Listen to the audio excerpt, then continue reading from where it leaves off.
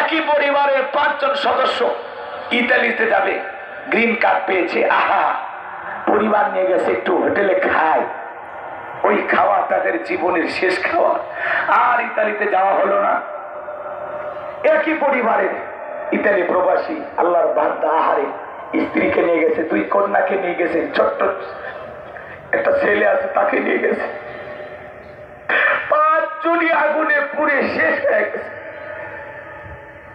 একজন মহিলার লাশ এখন পর্যন্ত বোঝা যাচ্ছে না মেয়েটা হিন্দু না মুসলমান, এখনো তার লাশটা মর্গে পড়ে আছে। সমাধান হয়েছে কিনা আমি জানি না।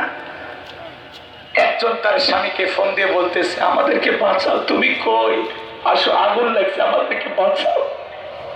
স্বামীকে ফোন দিয়েছে, এটাই তার জীবনের শেষ কথা। আমার ভাইয়েরা, তারা আনন্দে হোটেলে খাইতে গেছিল, এই আনন্দ